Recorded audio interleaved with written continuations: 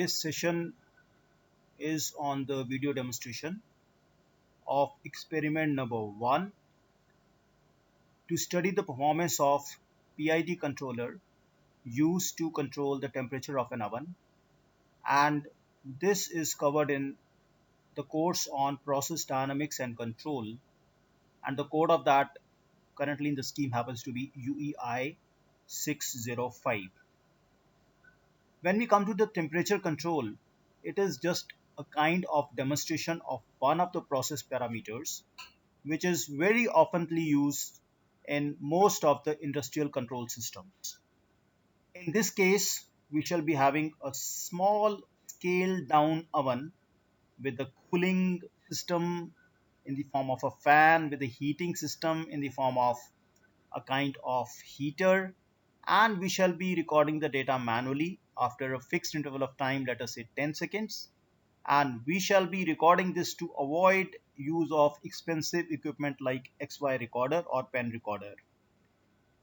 Here we are using a solid state temperature sensor, and that sensor gives me the feedback of the actual temperature of the oven, and that temperature can be compared with the set point, and the set point is adjusted again with the help of a knob, and we use a kind of comparator or a kind of error generator to see whether the desired temperature is equal to, less than, or more than the actual one, and accordingly the controller, it will take action and bring the actual temperature as close to the desired temperature as quickly as possible, and that is the whole game. So what we see here is that once we have generated the error, we can make use of on-off relay, we can make use of PID controller, or we can use some advanced modern control to bring the actual temperature of the oven as close to the desired set point as possible. And for this demonstration, we have a system, and the block diagram of that system is shown in the next slide. So guys, here you see you have the plant, which is an oven. We have a driver, which can be a heater and or fan, and we take the output or the feedback from the plant in the form of a temperature sensor. This is the feedback loop. If this is closed, we get the feedback. If this is open, then we do not get the feedback. We have an open system response. This goes and it's compared with this actual temperature is compared with the set point. The error is generated, and in case we are making use of an on-off control with hysteresis, then this block is activated. In case we are using P, that is proportional control alone, we give some gain to it. Others are set to 0.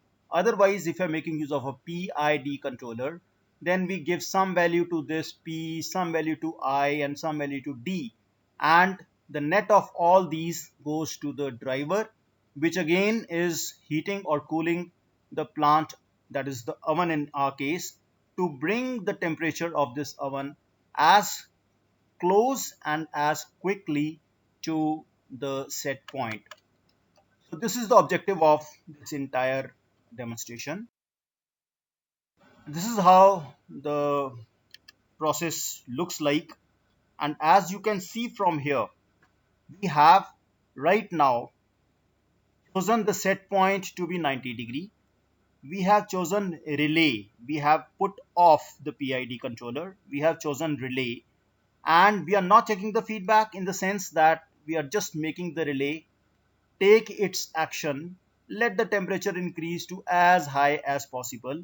Let there be some current flowing through this entire oven. The oven is placed over here, and there is a fan also over here. In case you want to cool, you can do the cooling with the help of fan. In case you want to heat, there is an inbuilt heater over here, an inbuilt heater, and that heats the oven. And here the point to be noted is that whatsoever is the voltage that is applied, the voltage which is applied to the heater, at voltage can be measured. at this point with respect to the ground. So this voltage we can note with the help of multimeter, and that is the applied voltage to the process driver. So this is the driver, and the driver is heating the oven. So this applied voltage is very important because we shall be making use of this applied voltage to know the sensitivity of this process. Sensitivity is output upon input. So the output is rise in temperature and the input is this applied voltage. This applied voltage can also be, in case it's to be measured as per the instructions given in the manual. If this current is noted from here, and there are some instructions given in the manual which converts this current into the applied voltage, that is another way in case you don't want to make use of multimeter or multimeter is not available. That's another way to know the applied voltage. Now, as we see in this case, we are not taking any feedback. We are simply applying some voltage and the temperature is going to rise.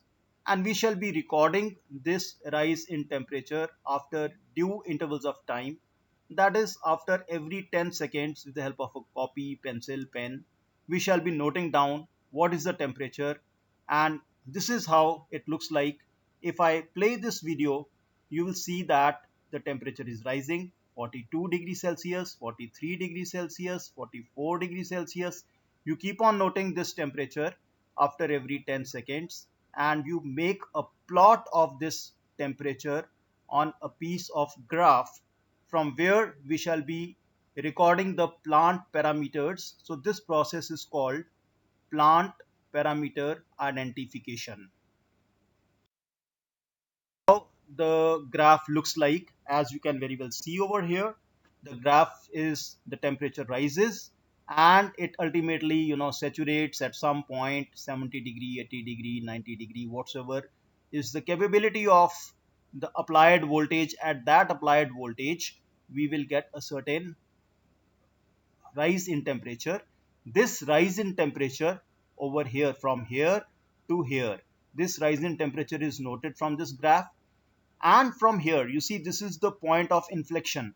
Point of inflection is where the slope, so you see here, up to from here to this point the graph was concave, and from this point onwards the graph becomes convex. So where the concave becomes convex, that point is called point of inflection. At that point we have chosen to draw one tangent, and from this tangent you can see I have noted down from start of the point, start of the experiment, to this point where the tangent is hitting the baseline, we call it as temperature T2, and from this point to the top where the tangent hits the final value, that is called T1. So these T1 and T2 have very special significance. As such, as we see, we had to calculate the transfer function, and this transfer function including the driver is given by, as you can see from here, this is given by G equal to K. This K I will tell you in a moment, into exponential minus ST2. Though this T2 is nothing but a kind of time delay, and 1 plus ST1. This T1 is nothing but the time constant, as we call it normally as tau, of this, which is approximated as the first order system with delay.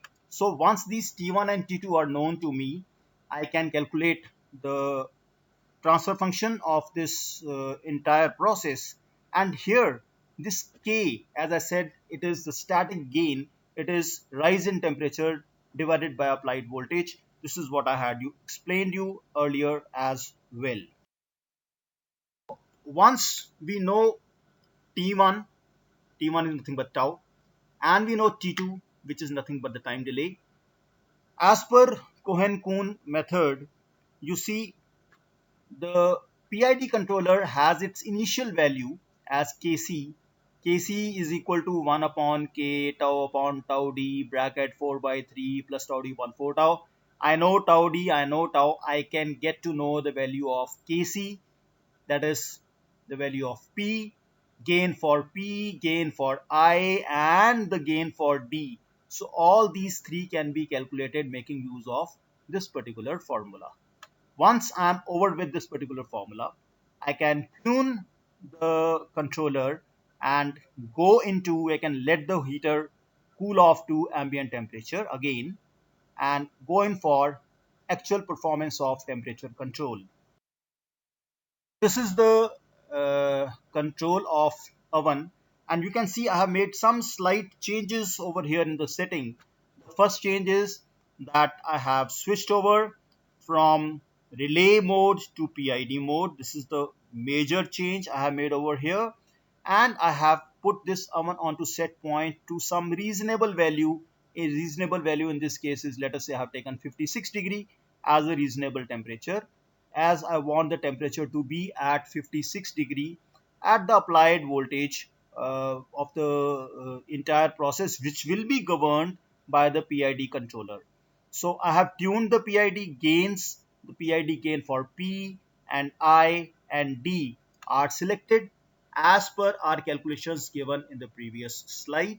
And from here, when I switch on the process, when I switch on the heater is switched on from here. You can see this is the knob for heater switch oning. And when I switch it on, I see that the temperature of this, I will put this knob back to oven, and this temperature will increase. And I will record the increase in temperature after every 10 seconds, as I did in case of process plant identification. So again, I will plot the graph and I will get a graph which looks like this. This is the graph which I have seen, which I have taken over here. And the entire objective is that I can thereafter also fiddle with the values of P, I and D. I can increase a little P, and increasing a little P means I will make the process faster, and making the process faster means that I will be reaching from this point to this point, that is from 10% to 90% in a faster manner.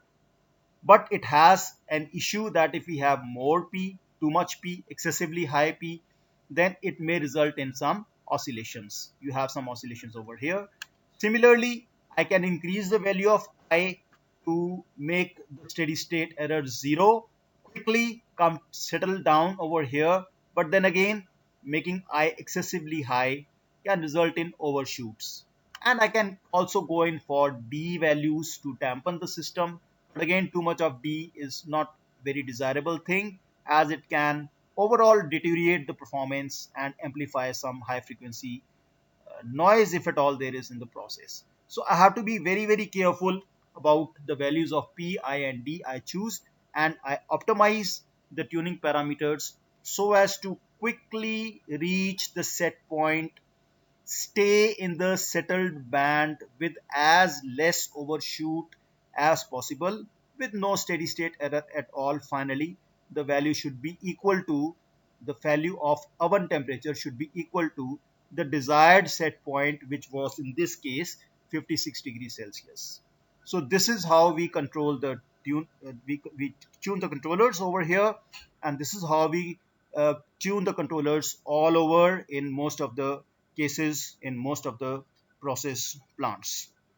So hope you have got the real feel of how we do the things in process industry as we are tuning the P, I and D controllers. In case you have any queries, in case you want to share something with me, there are a number of ways. You can contact me on phone or WhatsApp or Zoom sessions or face to face, and we can perform this experiment also. In case you are available in the lab, you will find all this very easy now that you have seen with your own eyes how things are done and how we are able to bring the oven to the desired temperatures as quickly as possible. So I wish you a safe stay at your home, and I feel that you have enjoyed learning this session on PID controls. Bye bye.